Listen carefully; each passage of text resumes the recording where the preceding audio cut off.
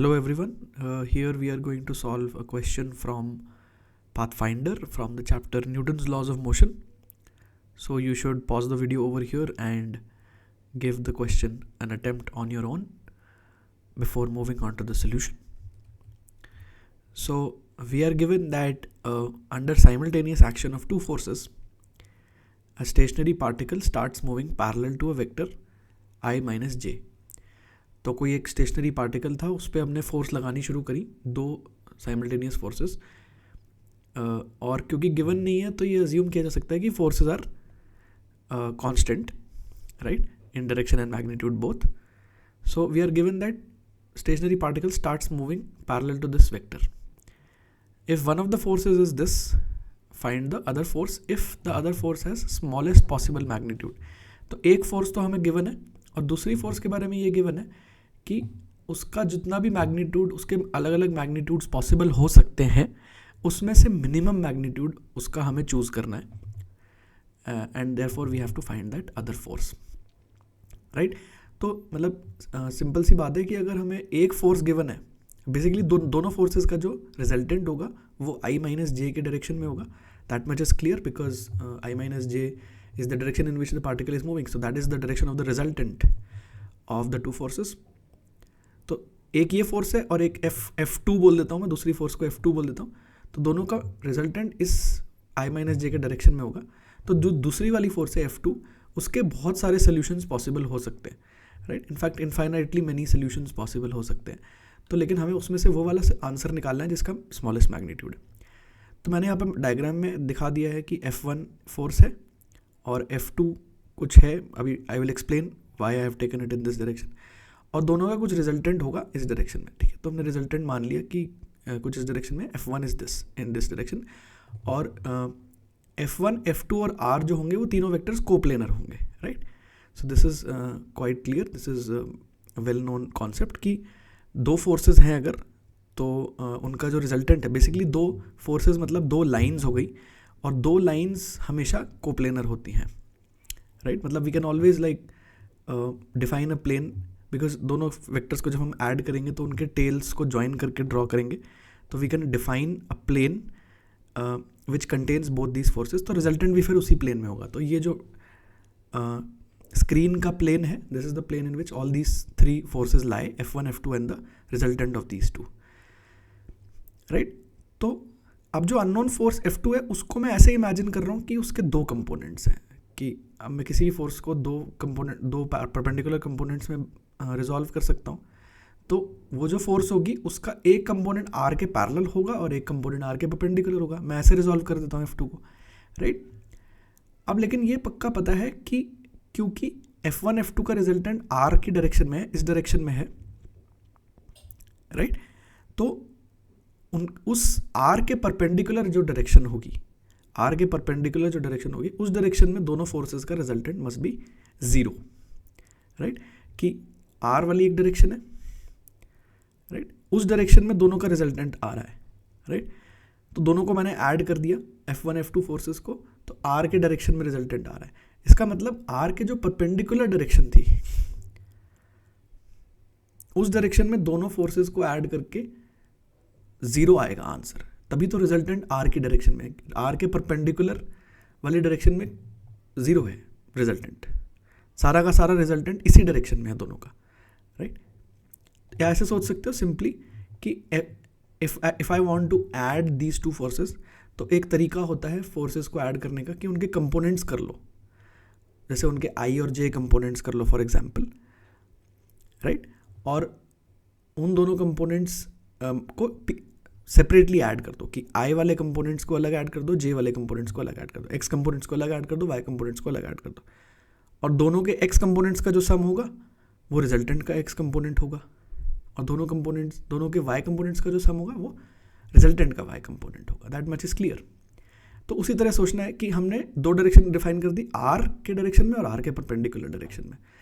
तो अगर हम दोनों के कंपोनेंट्स को R के परपेंडिकुलर वाली डायरेक्शन में ऐड करेंगे तो जीरो आना चाहिए, क्योंकि जो रिजल्टेंट है वो तो इसी डायरेक्शन में है, राइट. तो मैंने ये लिखा है, the component perpendicular to R of F2 must balance the component of F1 perpendicular to R. मतलब F2 का कंपोनेंट परपेंडिकुलर टू आर और F1 का बराबर होना चाहिए। और तो फिर अगर हम F2 का ये वाला कंपोनेंट है, ये तो फिक्स हो गया कि F1 बेसिकली F1 का जो R के परपेंडिकुलर कंपोनेंट होगा इस डायरेक्शन में, राइट। तो मैं ड्रॉ भी कर देता हूँ। So let me just draw this, right. तो F1 का एक कंपोनेंट इस डायरेक्शन में होगा, राइट, ये वाला, राइट। F1 का ये कंपोनेंट होगा, तो इसको बैलेंस करना पड़ेगा F2 के ये वाले कंपोनेंट को। तो वो कंपोनेंट तो फिक्स है क्योंकि F1 का ये कंपोनेंट तो हम निकाल लेंगे, दोनों वेक्टर्स नोन है ना। तो ये F1 का जो ये कंपोनेंट है उसको F2 डेफिनेटली बैलेंस करेगा, राइट। तो उतना तो मैग्नीट्यूड F2 का होना ही पड़ेगा। But if I take the other component of F2 to be 0, तो F2 का मैग्नीट्यूड मिनिमम हो जाएगा। कि हमें तो बस ये रिक्वायरमेंट चाहिए दोनों फोर्सेस से कि दोनों के components perpendicular to the direction of R must cancel out. कि हमें चाहिए कि रिजल्टेंट R की डायरेक्शन में होना चाहिए, रिजल्टेंट इस गिवन डायरेक्शन में होना चाहिए। So perpendicular to that given direction their components must cancel out and there is no other requirement on F2। F2 की और F2 का जॉब वहाँ पे ख़त्म हो गया, राइट। कि वो F1 के R के परपेंडिकुलर वाले कंपोनेंट को कैंसिल कर दे and that is enough, right. तो यही करना है, right. So that is what I have written. If we take the component of F2 parallel to R to be 0, we minimize the magnitude of F2. We don't want that component, right? तो अब हमें क्या करना है कि F1 का component R के perpendicular निकालना है और उसका नेगेटिव जो होगा वो F2 के बराबर होगा। तो ये कंपोनेंट कैसे निकालेंगे? तो ये जो मैंने पूरी चीज़ लिखी है, this is the component of F1 perpendicular to R। तो ये कैसे निकाला है, we will read it slowly. कि F1 कोई वेक्टर था, उसके दो पार्ट्स थे। One component was parallel to R। तो यहाँ पे ये इस चीज़ से मत कंफ्यूज हो कि R रिजल्टेंट है। अब R को एक जनरल वेक्टर मान लो कि R कोई वेक्टर है और F1 कोई वेक्टर है, ठीक है। तो F1 का कंपोनेंट R के परपेंडिकुलर निकालना है, बस ये करना है हमें। तो F1 के अब दो कंपोनेंट्स होंगे, R के पैरेलल वाला और R के परपेंडिकुलर वाला, राइट। तो अगर मैं R के पैरेलल वाला कंपोनेंट F1 में से माइनस कर दूं तो R के परपेंडिकुलर वाला कंपोनेंट ही बचेगा। जैसे तुम किसी भी वेक्टर को लिखते हो समथिंग इंटू आई कैप प्लस समथिंग इंटू जे कैप, तो अगर जे कैप वाला कंपोनेंट माइनस कर देते हो उस वेक्टर में से तो आई कैप वाला वेक्टर बचता है, कंपोनेंट बचता है। तो इसी तरह से पैरेलल टू R वाला कंपोनेंट माइनस कर देंगे तो परपेंडिकुलर वाला बच जाएगा। तो पैरेलल वाला कैसे माइनस करेंगे? F1 का डॉट प्रोडक्ट ले लेंगे R कैप से। F1 का R कैप से जब हम किसी यूनिट वेक्टर से डॉट प्रोडक्ट लेते हैं किसी वेक्टर का, तो उस यूनिट वेक्टर की डायरेक्शन में हम कंपोनेंट निकाल देते हैं। कि जैसे F1 डॉट R कैप करोगे, R कैप यूनिट वेक्टर से लेना पड़ेगा डॉट प्रोडक्ट, तो तुम्हें कंपोनेंट मिल जाएगा। जैसे मैं यहाँ पे ड्रॉ कर देता हूँ, तुम्हें कंपोनेंट मिल जाएगा, जस्ट अ सेकेंड। तो F1 का ये वाला कंपोनेंट तुम्हें मिल जाएगा,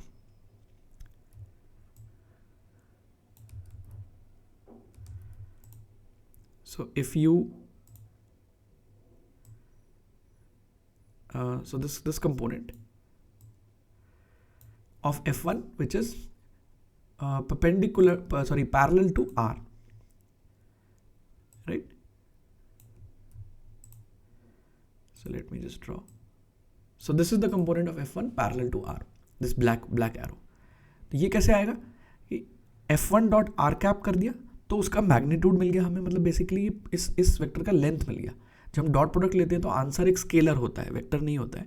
तो F1 डॉट R कैप करने से we get the component of F1 in the direction of R, but it's a scalar. उसमें फिर से R कैप को मल्टीप्लाई कर देंगे बाहर तो वेक्टर मिल जाएगा। तो this whole thing is the component of F1 parallel to R in vector form. और फिर F1 वेक्टर में से उसको माइनस कर दिया तो परपेंडिकुलर वाला कंपोनेंट आ गया, ठीक है। तो this whole thing in the bracket is component of F1 perpendicular to R, और फिर उसका नेगेटिव कर दिया तो F2 मिल गया, क्योंकि F2 को कैंसिल करना है। F2 must cancel the component of F1 perpendicular to R।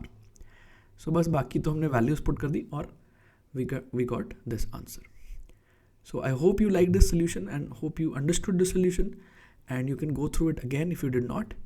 And after this watching this video, you should definitely try this question again on your own, maybe today or maybe after a few days, just to see कि आपने concept को कितना सीखा है. So whenever you apply the concept from your own mind and you struggle with the question, that is when you learn the most. So thanks for watching.